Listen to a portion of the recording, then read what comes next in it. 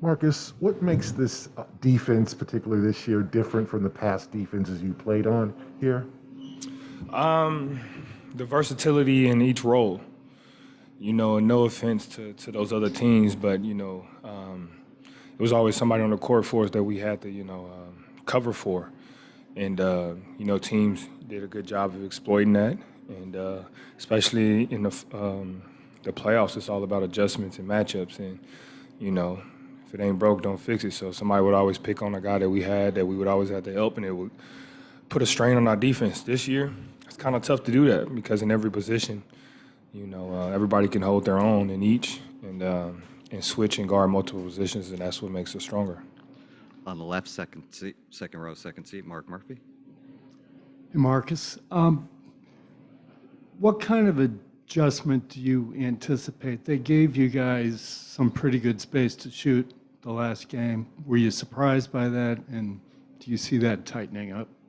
I wouldn't say we were surprised. I mean, when you got two great players and Jalen and Jason on your team, everybody's focused on those guys to make everybody else beat you, and you live with the results. We understood it. It's been like that for us this whole season. Guys have been really making us prove it, and we just continue to do that. So the adjustment I can see them making is, just a little bit more tighter on us, and trying to make our shots even tougher, not that open. But we're basketball players, just like those guys, and we're going to have to adjust to whatever they do, just like they're going to have to adjust for us. And the extra days in between, how much is that helping you with your leg?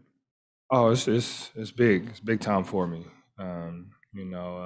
With an ankle injury or any type of injury, the more time you can get off, the more rest is definitely good. So,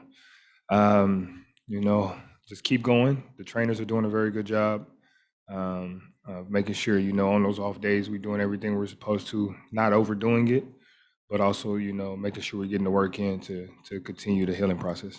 We're going to stay on the left, second row, Chris Mannix. Marcus, when you know that you're going to be the kind of lead point guard going into the season, what kind of adjustments, whether it was physical or mental, did you make to prepare for that role? And did the first 2 months of the year cause you to lose any confidence in your kind of ability to do that?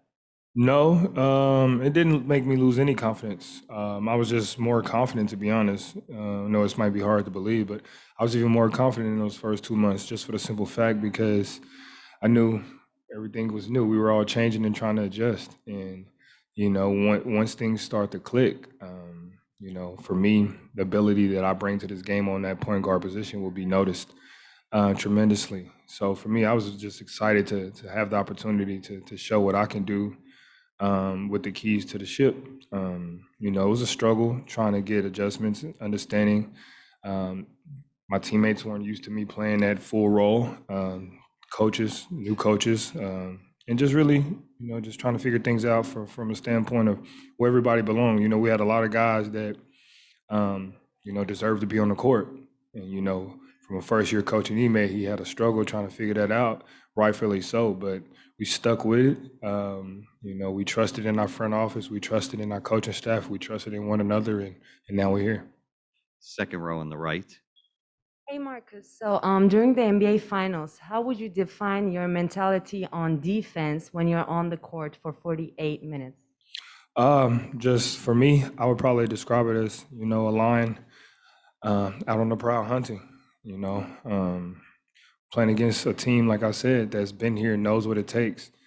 And they're the hunted. We're the hunters right now. We're trying to get to their level and get to where they're at. So for me, I'm just out. I'm stealthed. I'm waiting for my time to strike and my opportunity. Left side in the middle. Hey Marcus, Gary Payton obviously was there when you won the DPOI award. I guess what's it like? Kind of, I don't know if you saw him game one, but he was there and going up against his son. I know he didn't play, but going up against Gary Payton second. Yeah, it's an honor, man. To be in the same breath as one of the best to do it at that position, let alone win that award, and then have him present it to me. And me and Gary have a relationship even before the award. Just the things coming out of college and watching his tapes, and him telling me I remind him of him. and then to see his son, who's a spitting image, comes in and we all know what he can do on that end too. So it's special to be on the same court with that guy, and I'm glad to see him back from his injury, and excited to get that opportunity to go up against him. Left side, first seat, first row. Tomer Zarla from Clutch Points. Marcus, you've been on a few of these playoff rodeos with this team.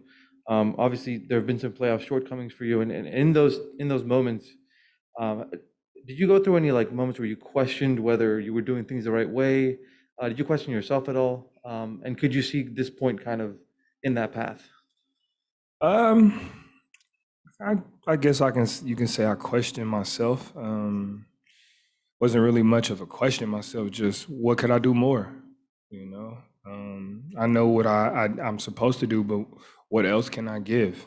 More than, did I do something right or was it the right thing to do? Is more just what can I do more of to help this team? And, for me, it was just getting that opportunity. And, I'm a smart basketball player, I'm a smart person, and I knew that I'll figure it out, and this team will figure it out. So once I was able to take the keys, I had a plan in my head of how I wanted things to go, and I just continued to stick with it. And for me, that was just blunt force. Come at it, take it head on, headstrong, take nothing from nobody, and never let anybody tell me what I can't do. Left side, fourth row. Marcus, sorry, Dan Weinke with the Los Angeles Times. If you could go back to when Ime was hired, how familiar were you with him as a player? Did you do any basketball reference research or anything like that? As to and I'm curious kind of how his path as kind of a grinded out role player informs maybe the way you think he coaches you guys. Yeah, I mean, we all know Ime as the player, but I think we kind of started to remember him more as the coach. He won a ring as a player, won a ring as a coach. He coached under one of the greatest to ever do it in Pop. Then he went over and coached with Steve Nash and those guys over there. And he's a sponge. Every place he went, if it was a player or coach, he soaked it all in, put it into his game, and then brought it over here to us.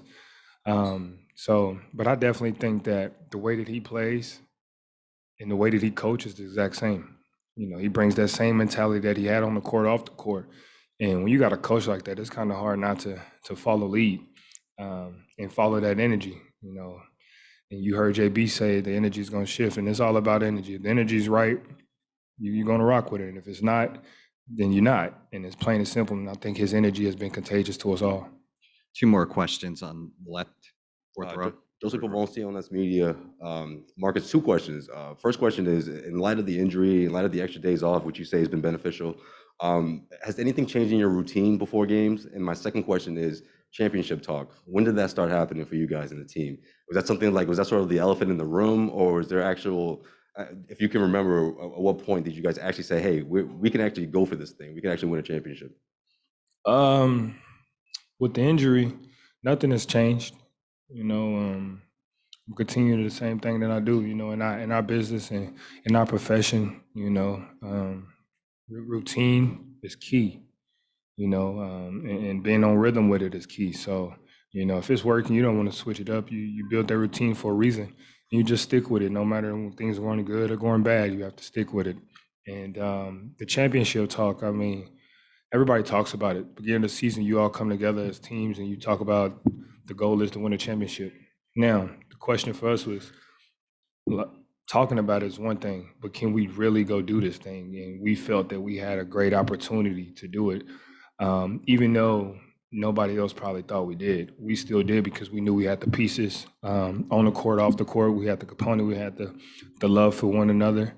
And that was it. We felt that put us out there and let us show you what we can do against anybody. It's not going to be perfect. It's not always going to work, but 9 times out of 10, we're going to prevail and triumph in it.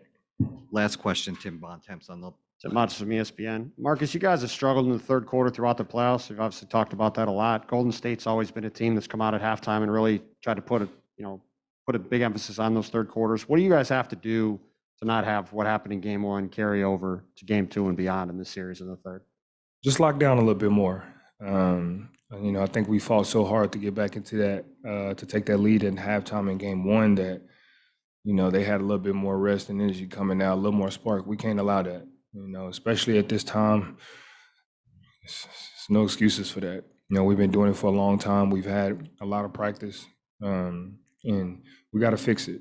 You know, and like I said, it's not going to be perfect. We're going to have times where things just don't go our way. But one thing we can't do is allow people to go and do the things that we know they're going to do in tendencies and get away with it. So we know that they're a great third quarter team. We understand our woes in the third quarter, and we just got to turn it around. Thanks a lot, Marcus. Thank you, guys. Y'all see the Al shirt, by the Horford way. will- Don't forget, y'all see the shirt. You know what I'm saying? We with BG, man.